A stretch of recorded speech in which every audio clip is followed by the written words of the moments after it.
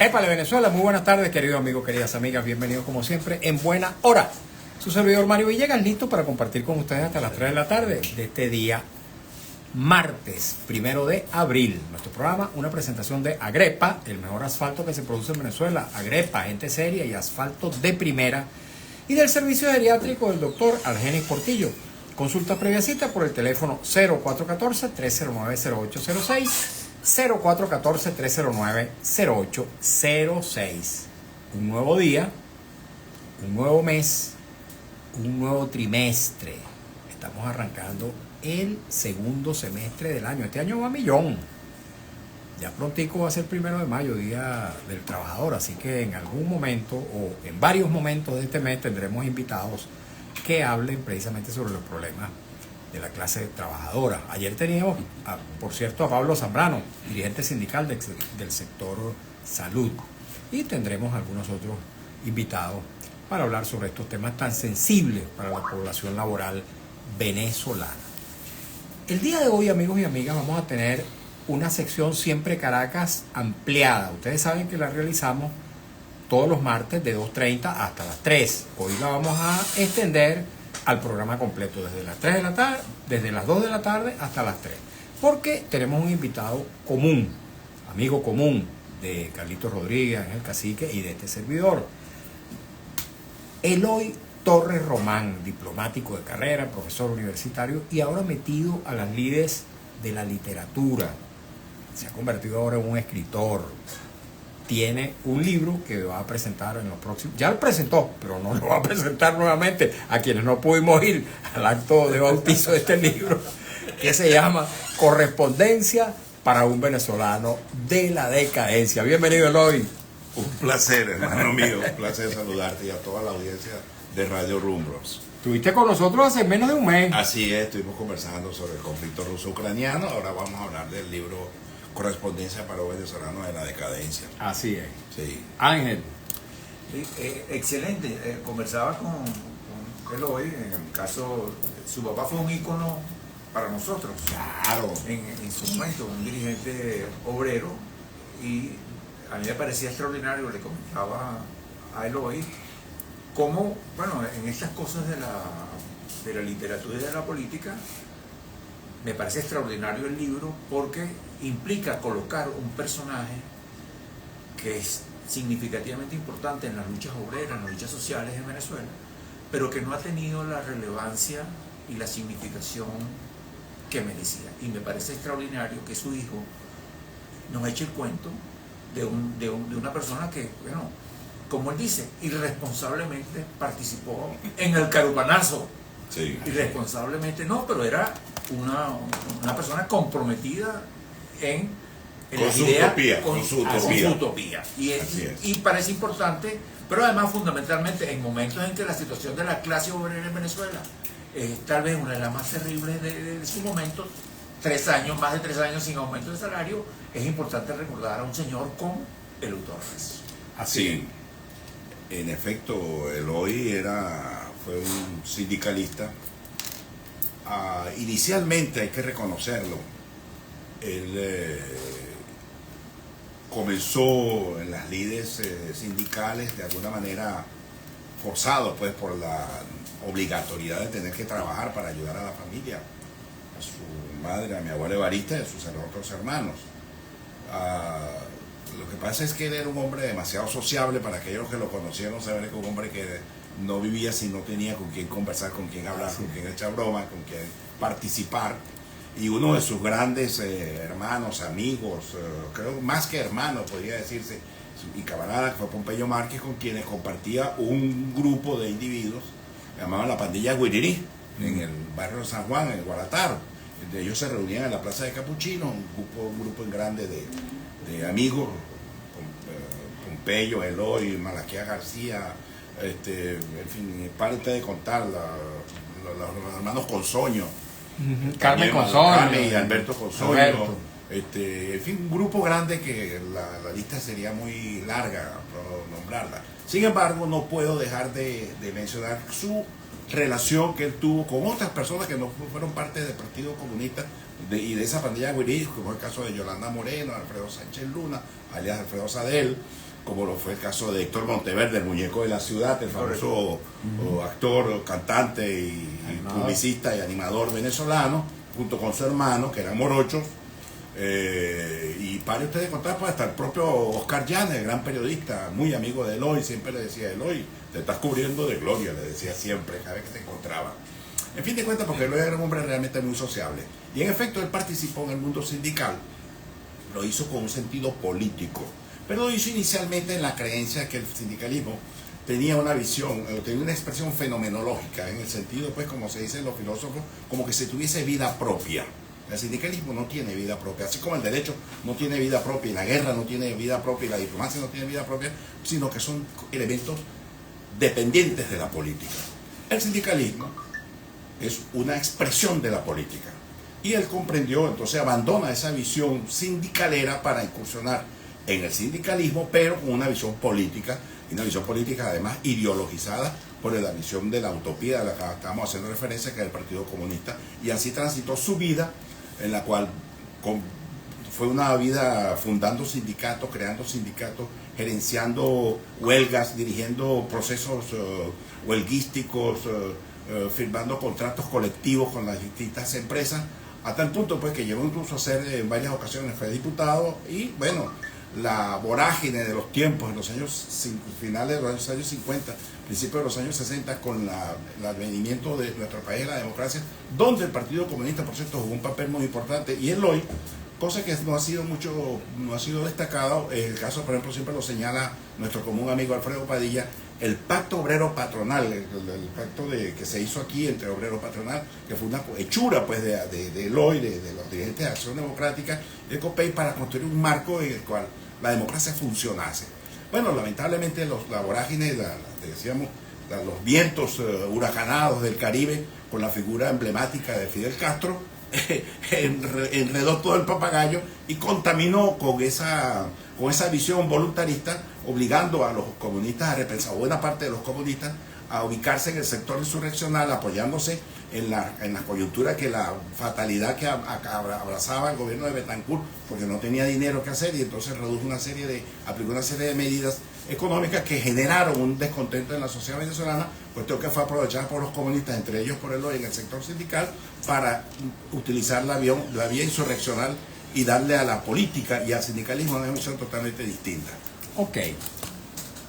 Eloy Torres, diplomático, profesor universitario, hijo, como bien decía Ángel Cacique, de Eloy Torres, un gran dirigente sindical venezolano ya fallecido, que, por cierto, fue el primer hombre de la izquierda que ocupó un cargo en la dirección del Parlamento venezolano. Fue el primer vicepresidente de la Cámara de Diputados que provenía del mundo de la izquierda.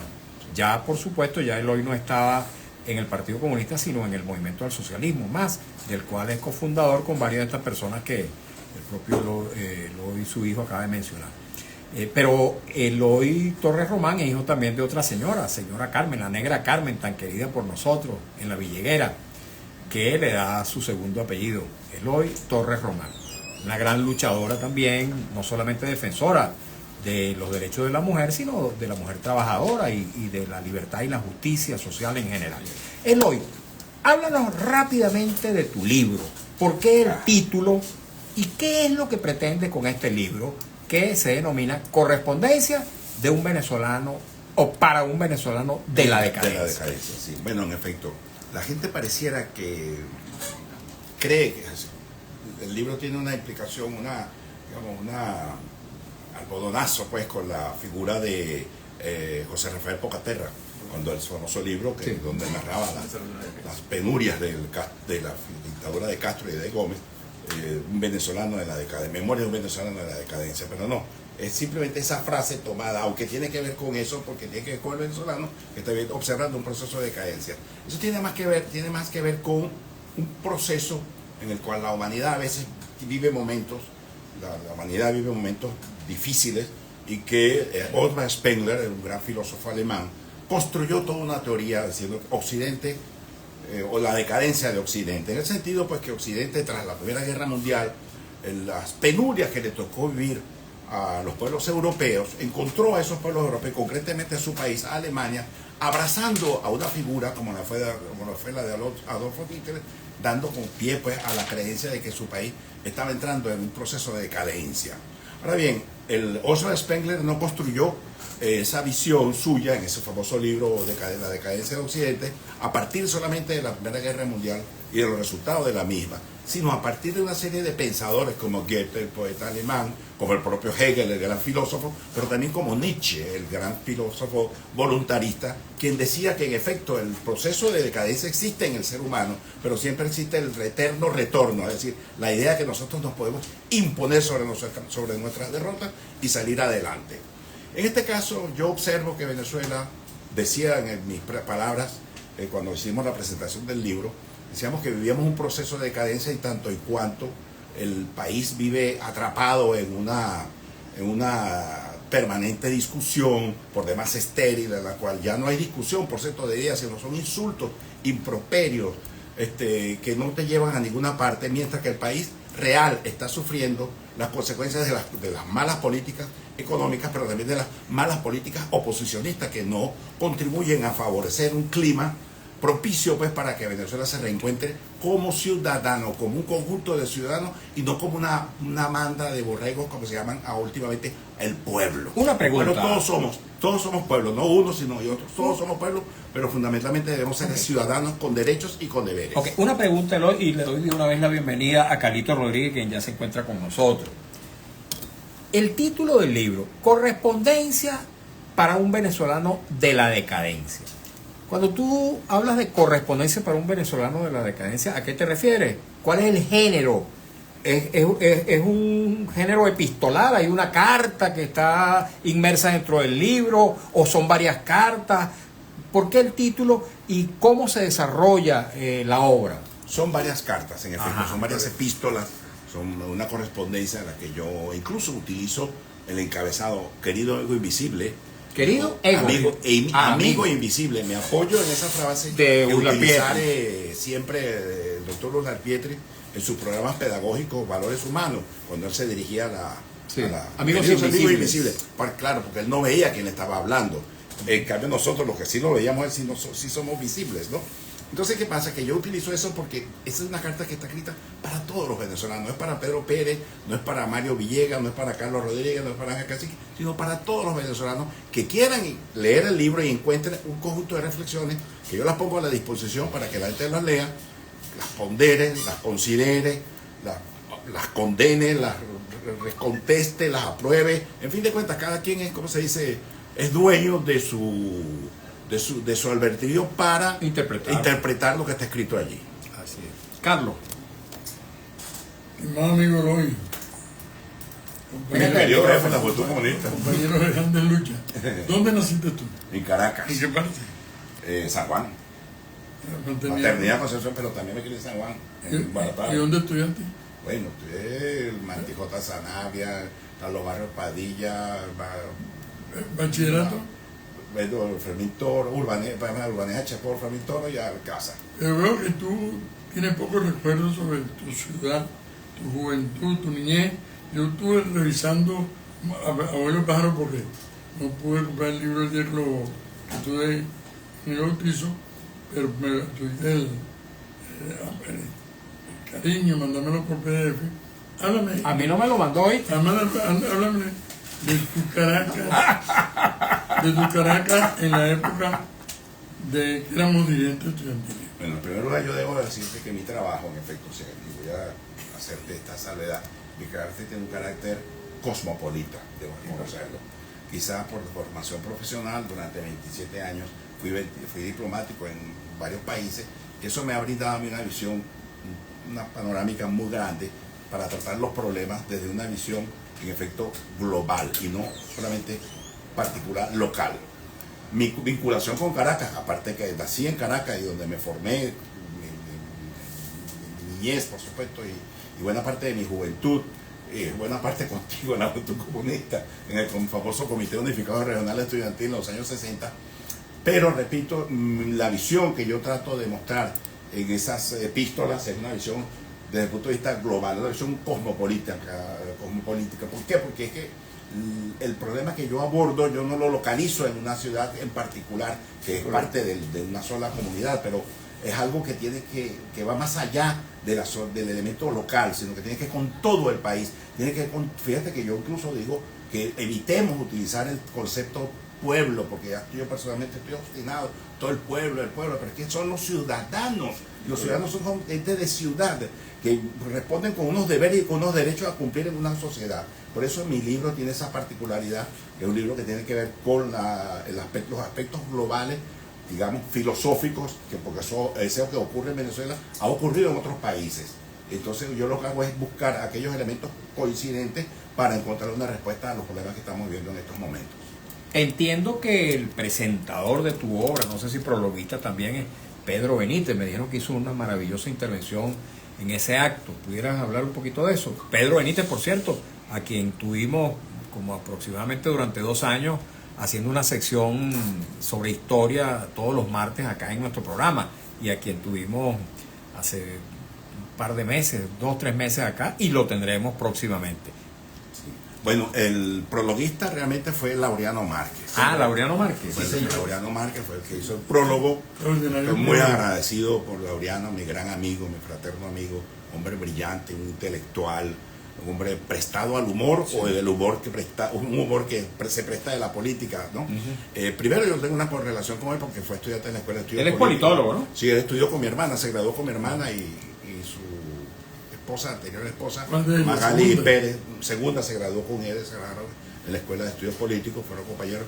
E incluso puedo decir que cuando mi padre cumplió los 80 años, él estrenó en el Cafetal, él estrenó su obra de teatro que se convirtió en una especie de fenómeno de espectadores, que se llama la famosa La Reconstituyente. Él estrenó en el cumpleaños y no fue un regalo que le hizo a mi papá, y estrenó la obra de teatro allí. Bueno, de todas maneras, él fue el que hizo el prólogo. Estoy realmente muy agradecido por su bondadoso estilo literario para marcar con un sentido muy racional, muy elegante, pues, para decir las cosas. Y en efecto, las palabras de presentación, bueno, también las que presentó el presidente de la Asociación de Profesores Universitarios de la UCB, el profesor José Gregorio Afonso, quien muy gentilmente nos cedió el local para que presentáramos, y además es un entusiasta procurador de este tipo de reuniones en las que los pensadores, los intelectuales, los profesores, todo aquel que tenga algo que decir, tenga algo que escribir, bien sea una prosa, bien sea un poema, utilizar los escenarios de la UCB, de la Asociación de Profesores de la UCB, para presentarlo. Y bueno, la presentación del libro le tocó en efecto a Pedro Benítez, mi gran amigo, quien hizo una disección, para hablarlo en términos quirúrgicos, de la obra bastante, digamos, acorde con lo que yo pensaba que él iba a decir, y se lo agradecí porque él destacó justamente algunos elementos vitales que tienen que ver con el drama que vive nuestra Venezuela hoy en día, que es una Venezuela dividida en 2, hasta en 3 toletes sin ninguna necesidad, y que, bueno, necesariamente necesitamos buscar urgentemente un mecanismo para superar esas desavenencias, esos desencuentros, y rechazar, pues, eso que llamaba el presidente Betancur en su época, ese espíritu de cainita, es decir, de Caín, que tenemos inserto en nuestra Venezuela hoy en día, y que, bueno, lamentablemente es lo que tenemos, y tenemos que hacer un gran esfuerzo para superar este drama que estamos viviendo en estos momentos. Ahora que mencionas a la Asociación de Profesores Universitarios de la UCB, de la Universidad Central de Venezuela, voy a aprovechar de meter una cuñita, porque el día de mañana, precisamente en ese espacio, en la sede de la Asociación de Profesores de la UCB, va a tener lugar este acto. Voy a mostrar acá a través del Instagram @MarioVillegas100 la promoción, y también al resto de las plataformas a través de las cuales se transmite nuestro programa. Dice así: Venezuela decide. Entonces, el acto que va a tener lugar es el siguiente. Dice: lanzamiento de la red Decide. Decide significa Defensa Ciudadana de la Democracia, conformada por venezolanos empeñados en construir caminos de participación para recuperar la democracia mediante el voto. miércoles 2 de abril, 11 de la mañana, auditorio de la Asociación de Profesores de la UCB. Un conjunto de organizaciones sociales, políticas, individualidades del mundo de la academia, intelectuales, dirigentes sindicales, dirigentes empresariales, dirigentes políticos, educadores, periodistas, en fin, una amplia diversidad de ciudadanos que convocan a este interesantísimo acto al que me permito también invitar. Yo voy a participar allí porque creo firmemente en que los venezolanos estamos en la obligación de rescatar la democracia sin abandonar el camino del voto. Cierto, en efecto. Voy a decir algo que a mí me motivó mucho para hacer este trabajo, este libro. Abordo varios elementos, trato de combinar con la realidad venezolana. Y una de las cosas que yo trato de destacar es que nosotros debemos tener los ojos abiertos, debemos tener las mentes muy flexibles para comprender los cambios que vive el mundo, ¿no? Y por eso yo lamentablemente no pude, aterrizar en la localidad caraqueña, sino que yo veo el problema desde el punto de vista más global, en forma cosmopolita. Entonces el mundo, esta realidad del 2025, este siglo XXI, percibo yo, estaba sufriendo los embates del ingreso de un nuevo paradigma en las relaciones sociales, políticas, internacionales, culturales. En fin de cuentas, el mundo está viviendo un proceso de adaptación a una nueva modalidad. ¿Cuál es esa? La modalidad que busca reconstruir o restituir el valor de la racionalidad con la que, por ejemplo, esa cosa que se llamó la Revolución Americana o la Revolución Francesa impusieron al mundo. Una creación de una sociedad distinta, igualitaria, como ciudadanos, en la que hoy en día hemos ido perdiendo nuestra ciudadanía para favorecer el populismo, para favorecer los mesianismos, para favorecer la corrupción, para favorecer la utilización del Estado como entes privados de los sectores que gobiernan a las sociedades. Y hay un punto de referencia que, bueno, eso mucha gente no les gusta lo que está pasando en el mundo, pero yo creo que las cosas hay que observarlas. ¿Cuál es el punto de partida de aquellos factores que están promoviendo un conjunto de medidas que van más allá de lo que hasta ahora se conoce? Por ejemplo, ¿qué es lo que va a pasar con el Estado? Yo creo que el mundo tiene que entender que el Estado se tiene que minimizar, porque el Estado no puede estar omnipresente en todas partes. Es un Estado que se ocupa hasta de las mises, hasta del fútbol, hasta del béisbol, se ocupa de todo. El Estado se tiene que ocupar de cosas muy particulares, pero tenemos 150 años cargando una carretilla en la que el Estado interviene en todas partes. Y hoy en día hay factores desde distintas posturas que están apuntando o que están, señalando la urgencia de cambiar esa regla de juego, de introducir un paradigma que modifique, de rescatar, defender lo acordado, pero promover un conjunto de medidas que permitan que el ciudadano sea más ciudadano y no sea simple un individuo que sea manipulado. Te pregunto, por factores políticos circunstanciales.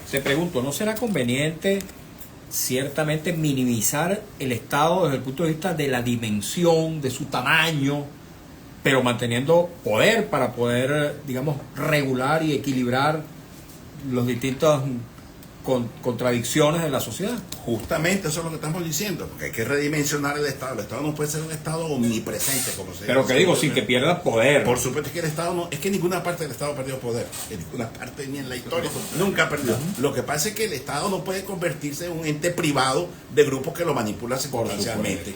En la que, por ejemplo, el caso de España, el caso más patético, más dramático que está viviendo el mundo parece mentira, de España.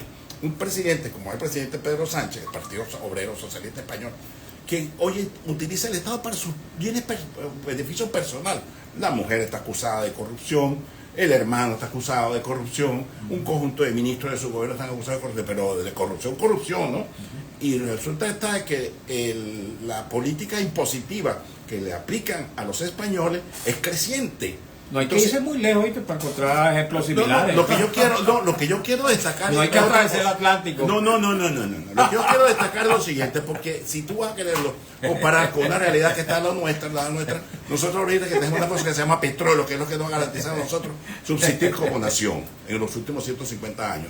En cambio en España no, en España tiene que vivir de los impuestos de los españoles, los que trabajan. Aquí en Venezuela se paga muy poco impuesto. Y además hay que minimizar la capacidad impositiva del Estado. ¿Por qué? Porque no es posible que tú tengas aquí ministerios del amor. ¿Qué es eso, chicos? De la felicidad. Y allá existe un ministerio de la igualdad, como el Laureano Márquez se burlaba. La ministra de la igualdad. Es decir, Da igual. Da igual, pero igualdad.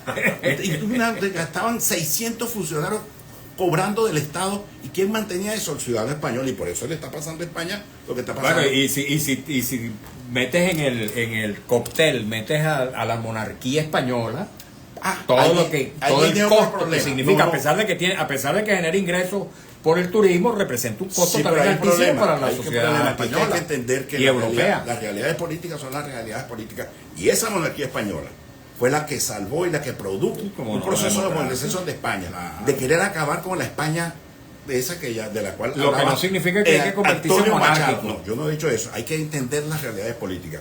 Antonio Machado, cuando se refería a las dos Españas, cuando él decía una de las dos Españas ha de helarte el corazón. Bueno, España está viviendo ese drama en este momento. ¿Por qué? Porque la actual administración del Estado, del gobierno español, ha utilizado el Estado para promover una política revanchista del resentimiento, de acabar con de la famosa memoria histórica, cuando que se enterró la guerra civil española que provocó 900.000 muertos. Entonces tú empiezas a levantar, no, a mi hermano me lo mataron, a mi primo me lo mataron. Entonces el país en 1978 construyó una constitución, un texto constitucional amparado por una monarquía que lograra tapar, olvidar, ¿cómo se llama? Y que le dejara eso a los historiadores, como dijo Ramón Tamames. La historia la han escrito los historiadores, no los políticos, no los intérpretes circunstanciales de la política. Ok, creo que tenemos que irnos ya a la pausa. Emir, tenemos que ir a una pausa. Muy interesante esta conversación que sostenemos a cuatro.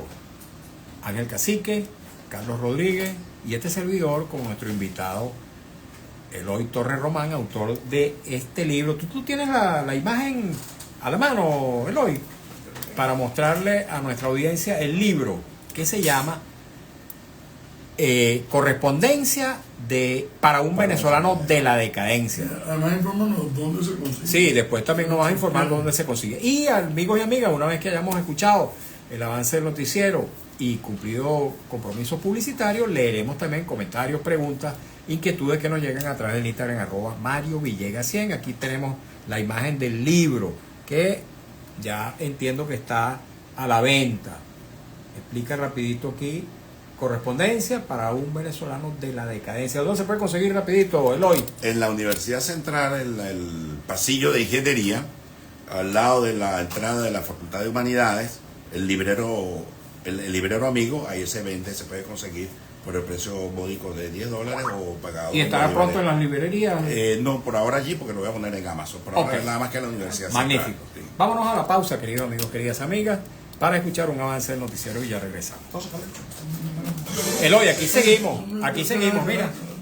Aquí seguimos mientras llega el avance del noticiero. Sí. Bueno, mira, no. la cuestión ¿Por qué no va a estar en las librerías por ahora? Bueno, por una razón que los libreros son muy careros, Son careros. muy usureros. Y es barato el libro, $10. Sí, entonces suponete yo cobro $10 y el librero cobra $3. Ajá. Y que consciente, en cambio las librerías, tú se la das, Que yo te quitan dan el $2. 40-50% del hasta precio. más. Hasta más. Sí. Como comprenderás. La Yo lo lógica vendo del y lo mercado. vendo. La lógica del mercado. Sí, bueno, sí, la lógica del mercado, pero también es mi derecho a escoger. Claro. como- ¿Y escoger esta la mía. edición de cuántos Claro. ejemplares consta, Eloy? Son 300 ejemplares que Por ahora. Sí. Ok. ¿Y habías escrito algún libro anteriormente o solamente Sí, artículos? escribí Cartas a mi viejo. Escribí una novela llamada Mi camino a Damasco. ¿Que han estado publicadas? Sí, como no. Ok. Escribí un libro que se llama 20 epístolas de amor para Julie, para mi esposa, que se nos murió hace 5 años.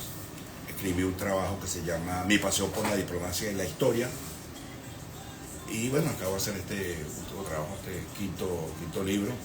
Y para septiembre-octubre voy a publicar 3 volúmenes de ensayos sobre temas de política internacional. Explicar la política internacional, la geopolítica del siglo XX y del siglo XXI. Qué bueno. Sí.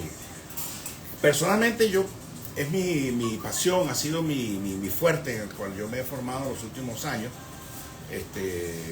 Estudiado, pues, posgrado de la área de relaciones internacionales, además de ser diplomático en varios destinos. lo que a mí me ha permitido obtener una visión global de muchas cosas, alimentado pues por mi bagaje cultural, académico, filosófico e histórico, con lo cual yo he pretendido mostrar a través de la literatura epistolar, que se me olvidó decirlo, ¿Es tu género preferido? He estado incursionando en el género epistolar. Claro, también en el novelístico, porque es una novela, y estoy formando también una novela dedicada a un gran amigo nuestro común de nosotros, que se llama Antonio José Urbina. Claro, Caraquita. Sí, Caraquita Urbina. sí. Ok, vamos a escuchar entonces ahora a Alex Márquez, ¿ya? Ok, ya venimos, amigos.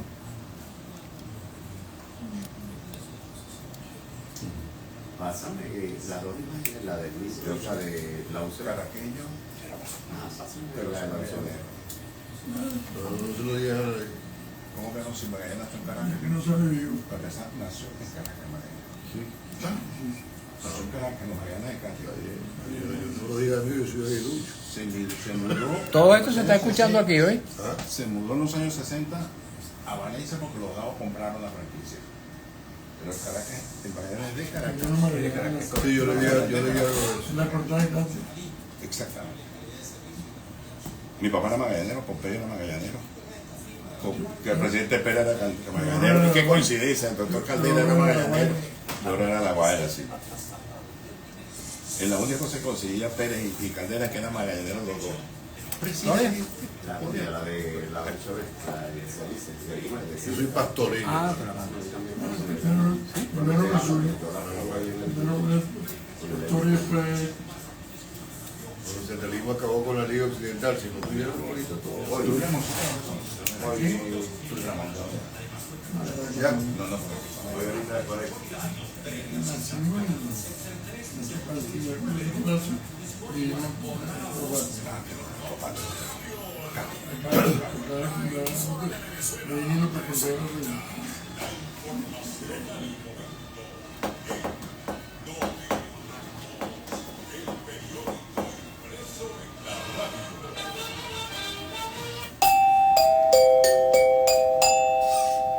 Continuamos, informa el ingeniero y especialista en hidrometeorología Valdemar Andrade, explicó que el concepto de domo de calor es una mala interpretación de los mapas de temperatura que se hacen en Estados Unidos.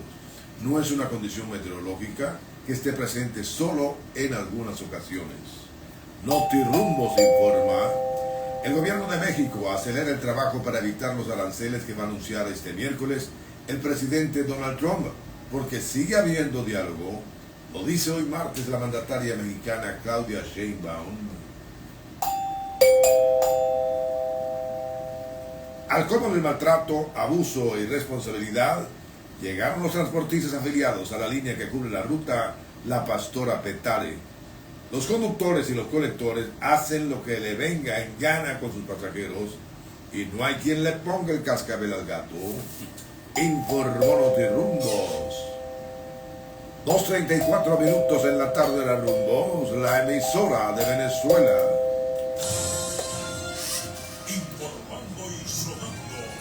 Tú sí eres caraquita, ¿no?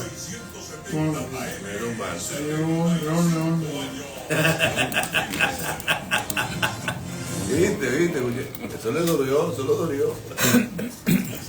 No coincido con él. Fíjate, el presidente Pérez y Caldera coincidían, eran magallaneros los dos.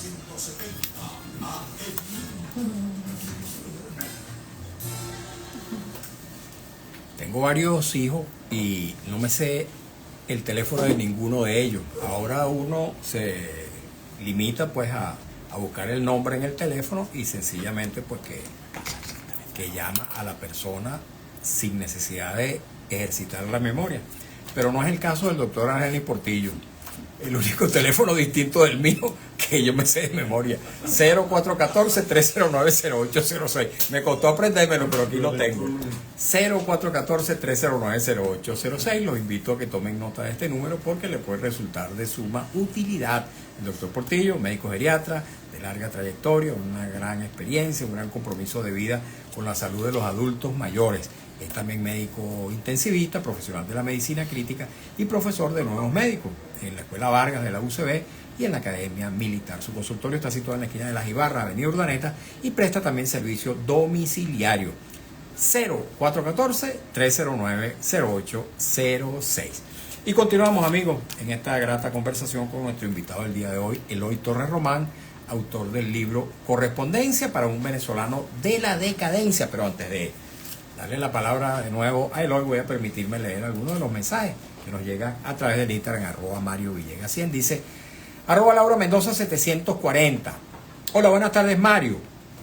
Feliz inicio del mes de abril. ¿Será que este 1 de mayo nos irán a aumentar el sueldo? Ya tenemos 3 años que no lo hacen. ¡Qué tristeza! Sí, señor. Y más que tristeza, qué indignación tan grande la que siente uno. @León del Valle 62. Hoy, mañana y en lo sucesivo continúo alzando mi voz por la libertad de todos los presos políticos y detenidos desaparecidos ya, a 10 años de la desaparición de Alcedo Mora. Por cierto, tanto el padre mío como el padre de nuestro invitado, de Eloy Torres, el viejo Eloy Torres, ambos fueron presos políticos en varias etapas de la vida civil venezolana, civil y militar.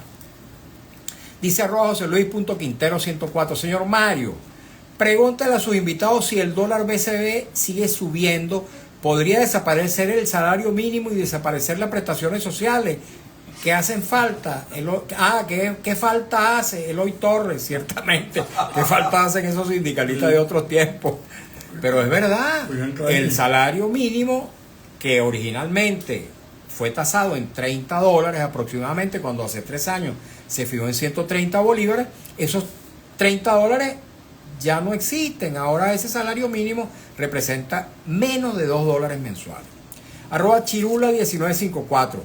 Si partimos de que el carupanazo fue una utopía, el carupanazo, esa acción militar en la que tomó parte como civil Eloy Torres, el padre de nuestro invitado, dice esta persona, si partimos que el carupanazo fue una utopía, quiere decir en su opinión que los golpes de Estado de Chávez fue una utopía, que sí tuvo éxito. Hay utopías exitosas y otras no. Ya vas a responder eso, Eloy. @León del Valle 62. La lucha sindical ha tenido figuras emblemáticas y comprometidas con la lucha de los trabajadores. Aunque tengo mis reservas con uno que otro, rescato la perseverancia de muchos. Más mensajes. Me dispensan, amigos y amigas, un poquito de paciencia para continuar leyendo los mensajes, porque son bastantes. León del Valle 62. Hora de todos por la libertad, esa que respete la Constitución y las leyes, la que sume y reconozca que todos somos necesarios para rescatar la República. Gracias por la memoria útil y necesaria. Bueno, un buen aporte tuyo, Eloy, para refrescar esta memoria histórica que no es tan distante, porque es una memoria reciente, sin embargo, en la historia de los pueblos, especialmente de nuestro pueblo venezolano. Dice @Garrido Francino Lustari. El presidente dijo hace unos meses que tenía pensado formar el Ministerio de la Rumba y su ministro Omar Acedo. Ja, ja, ja. Por Dios, ¿será eso verdad? Pregunta el invitado. Bueno, me imagino que ese fue un mal chiste de presidente Maduro. Dice Arquímedes Ronnie Bravo, cuando se respetaban a los presos políticos, ciertamente, en otros tiempos de alguna manera se respetaban a los presos políticos, aunque había su exceso también. Hubo mucha tortura, hubo también desapariciones, hubo incluso asesinatos. Hay que recordar caso de Alberto Lovera, por ejemplo, emblemático, así como otros. Pero bueno, Eloy, tus reflexiones acerca de estos comentarios tan diversos que hemos recibido. Bueno, yo voy a referirme comparando esta realidad con un ensayo que hiciera un gran amigo mío rumano, un escritor rumano, Agustín Busura, quien por cierto él de profesión era psiquiatra y se dedicó, incursionó en el mundo de la literatura, convirtiéndose en uno de los grandes literatos de ese país en la época de Ceausescu y post-Ceausescu. Era de alguna manera un escritor, digamos, disidente. Post-Ceausescu, él dictó un conjunto de conferencias e incluso escribió un ensayo a propósito diciendo de la importancia que tiene la acción del hombre en la sociedad, la actuación del hombre en la sociedad. Dice, nosotros como sociedad, decía Rumanía, necesitamos estar conscientes de que todo lo que ha ocurrido en nuestro país, incluso Ceausescu, forma parte de nuestro haber histórico. es nuestra realidad. Y nosotros la podemos borrar con un lapicero, con un borrador, así como si Stalin, que borraba la figura de Trotsky, que asesinaba, fusilaba, o echaban en el destructor de papeles la presencia de uno u otro personaje. Él decía que por el contrario, había que valorar que todos los indios, porque la sociedad se construye sobre las cosas buenas, pero también sobre las cosas malas que ocurren en la sociedad, y explicar por qué las cosas malas ocurren. En este caso, el caso venezolano, ha ocurrido una serie de cosas, una serie de acontecimientos con los cuales formamos parte de nuestra manera de ser nosotros los venezolanos, forman parte de nuestra historia, y simplemente nosotros debemos estar cautos, estar preparados para evitar que ese tipo de situaciones vuelvan a ocurrir. Esta pregunta que te hace esta persona, Eloy, acerca de si hay utopías buenas, utopías malas, golpe de Estado bueno, golpe de Estado malo. Bueno, las utopías, primero, ninguna ni es buena ni es mala porque no existe. Para empezar por ahí. La utopía viene del griego utopía, lugar que no existe. Claro, ellos No, lo yo refieren entiendo lo al que era golpe que de se Estado. Diego explicar justamente. Ahora, a propósito de la pretensión de combinar una cosa con la otra, bueno, todas las salidas golpistas, todas salidas que están en contra de la Constitución, del texto constitucional, así no te guste la Constitución, pero si la Constitución fue aprobada, es dañino, es malo. Uno debe ser respetuoso de la voluntad general, y la voluntad general se impuso en el año 1999, aunque no fue tan mayoritaria, pero fue una voluntad que dio como para construir una constitución previa. La constitución de 1961 también fue una constitución que tuvo sus defectos, pero también tuvo sus virtudes. Y el levantamiento militar, tanto de Carúpano como de Puerto Cabello, y el Barcelonazo y todos los intentos fueron movimientos irresponsables.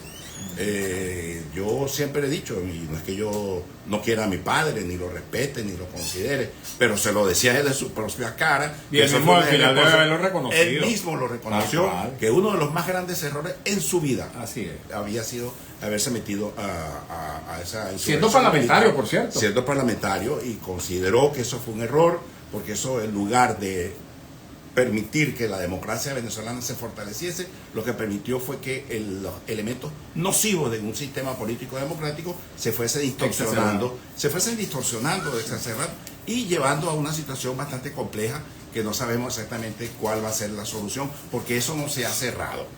Esa situación no se ha cerrado. Vamos a darle la palabra a Ángel Cacique.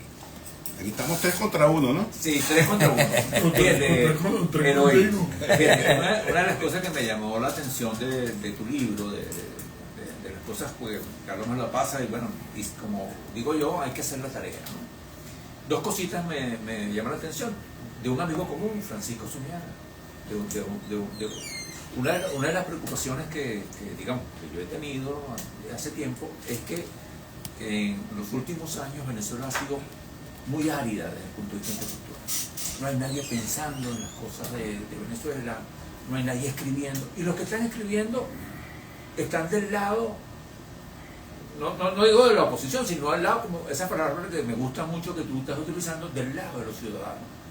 Y me recuerda, o sea, en este caso a Francisco Zuñaga, amigo común, me recuerda a un escritor cubano, que escribió una novela que se llama El hombre que ama los perros. Cómo no, Padura. Padura. Donde desde la escritura intenta una reflexión importante sobre una sociedad que lamentablemente ofreció un conjunto de cosas y no las cumplió. Y me parece interesante una reflexión de una persona que hijo de un militante del Partido Comunista, una persona significativa que lo vuelvo a decir, que lamentablemente no ha tenido la significación que debería tener, porque bueno, se construyó otra época, existen otros héroes, y los héroes que a mí me parece que eran los de verdad no están. Pero bueno, esa es otra discusión, pero es interesante, es supremamente interesante que desde la literatura, en una sociedad donde las ideas han perdido vigencia, encontrar una persona que comience a reconstruir el tejido de las ideas, que al final es el tejido que va a hacer posible que alguna vez recuperemos la democracia por la cual luchamos y queremos. Sí, yo creo que ahí estamos en el plano de lo que llamaba Nietzsche el eterno retorno.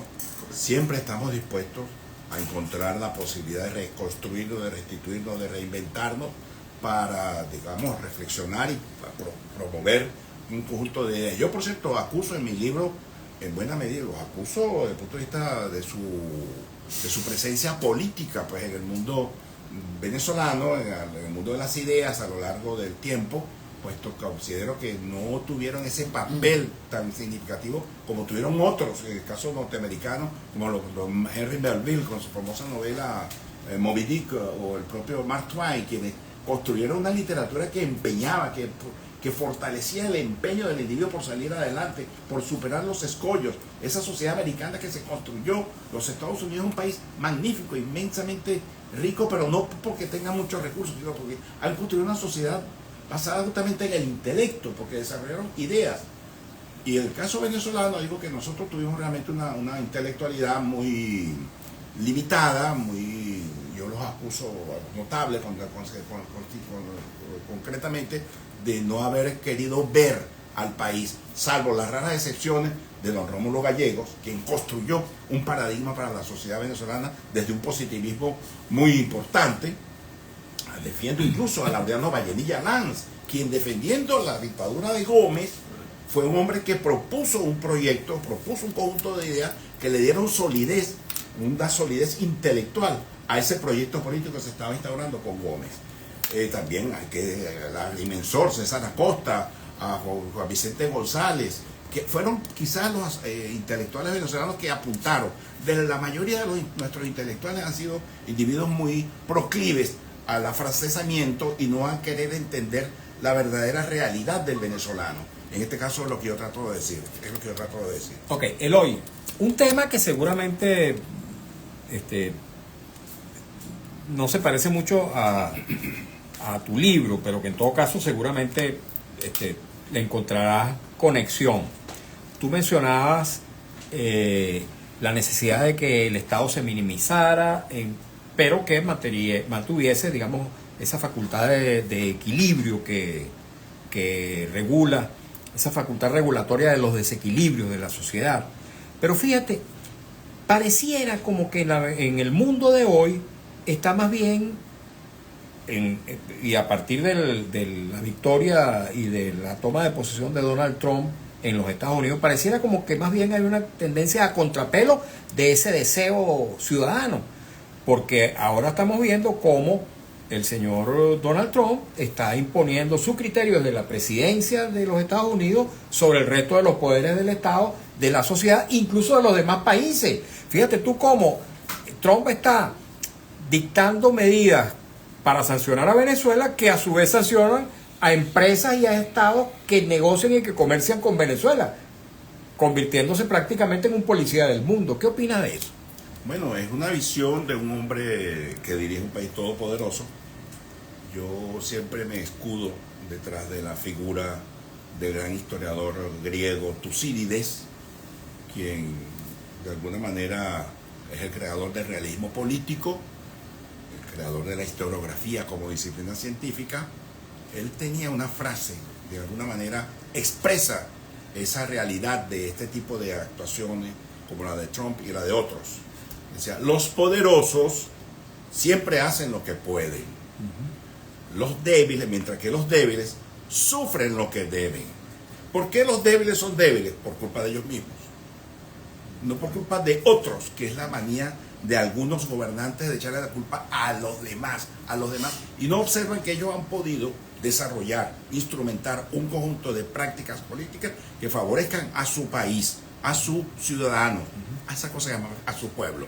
Por el contrario, se han perdido en unas idílicas narrativas solidarias, latinoamericanismo, que no te lleva a ninguna parte, olvidando que tú tienes que resolver tus problemas en Venezuela y no ocuparte de los problemas de los demás. Claro, pero yo no me estoy refiriendo al gobierno venezolano, sino me estoy refiriendo a como un Estado por poderoso que es, puede incluso gobernar el planeta, como estamos viendo con Donald Trump. Pero estamos justamente ¿Será que el resto de los países del mundo tienen que hacerle frente a...? Ese es el problema, esa gran discusión, ese es el paradigma que se está tratando de introducir. Bueno, ¿quiénes son los que van a poder, quiénes no?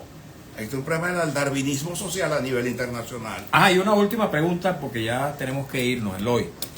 Tú que has estado, como bien decías, en varios destinos diplomáticos, ¿cómo evalúas, cómo aprecia esta xenofobia que se ha ido desatando en distintas latitudes del planeta con relación a la migración venezolana? No solamente contra la migración venezolana, Pero en general especialmente- especialmente para nosotros, pero la migración existe contra los demás, existe contra los árabes, existe contra los africanos, existe contra el resto de los latinoamericanos. Es un problema, pero la migración es un fenómeno natural.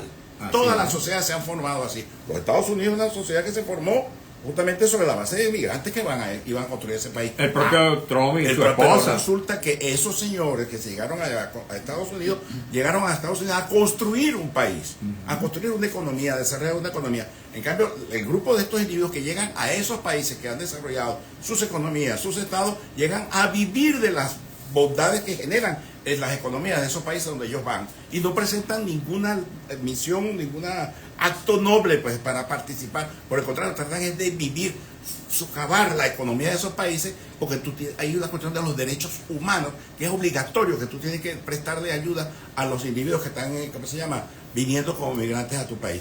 Ojo, hay que entender, los Estados Unidos es un país que se formó con grandes inmigrantes, pero mira lo que construyeron esos inmigrantes. Construyeron un país, se convirtieron en lo que se llamó, en lo que decía Alexis Tocqueville, en un país excepcional. ¿Y tú crees que los venezolanos han ido a vivir de esas sociedades y no a construir también en esas sociedades? No, yo no estoy diciendo que no, yo lo que simplemente trato de destacar es un hecho que es no solamente puntual en cuanto a Venezuela, sino en cuanto a los latinoamericanos, en cuanto a los africanos, en cuanto a los árabes. Son individuos que llegan con sus posturas, con sus visiones, con sus religiones, con sus costumbres a introducir un tejido que no es que los rechazan porque los quieren rechazar, sino que no entran en ese mundo. Y bueno, y ahí paga todo el mundo justo por pecadores. Y es un problema de adecuación. Ahí viene un problema, las economías se tienen que adecuar, hay que darle mayor preponderancia al individuo, el ciudadano tiene que ejercer un papel más protagónico y evitar pues que el Estado lo siga consumiendo como lo ha consumido hasta ahora. Bueno, se nos acabó el tiempo, Eloy. Palabras finales. Bueno, Reflexiones hay finales. que reflexionar, hay que pensar.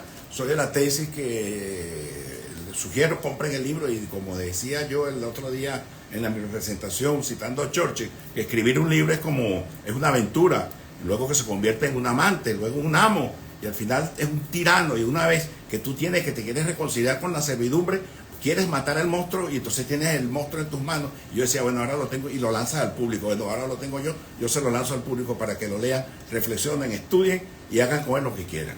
Bien, Eloy, agradecido. Agradecido, Carlos, agradecido, Ángel. De verdad, encantado. Eloy, importante retomar en un momento donde pareciera que lo virtual le está sustituyendo a lo real, lo importante que es leer. Lo Así importante es. es la lectura. Así es. Muchas gracias a los tres. Amigos, a ustedes también. Muchas gracias por habernos acompañado en esta nueva edición de nuestro programa En Buena Hora. Eloy Torres, diplomático de carrera, profesor universitario y ahora escritor. Dice Garrido Francino Lustari, en mi criterio el único culpable de nuestra desgracia sin democracia es el señor Caldera, que indulta a un golpista porque el papá era amigo de él, por Dios. Bien, amigos, muchas gracias por acompañarnos en esta nueva edición de nuestro programa En Buena Hora. Trabajamos con mucho cariño, como siempre, para ustedes, desde la dirección de Radio Rumbos, Elsa Siciliano, en la jefatura de prensa Luis Alberto Albornoz, en los controles Emil Lara, la lectura de las informaciones Alex Márquez, en las redes sociales de Radio Rumbo, Aymara Higuera, frente a los micrófonos, su servidor Mario Villegas con B de Venezuela. Nuestro programa, una presentación de Agrepa, el mejor asfalto que se produce en Venezuela. Agrepa, gente sería asfalto de primera, y del servicio geriátrico el doctor Argenis Portillo. Consulta previa cita por el teléfono 0414 309 0806. Tengan todas y todos muy buenas tardes.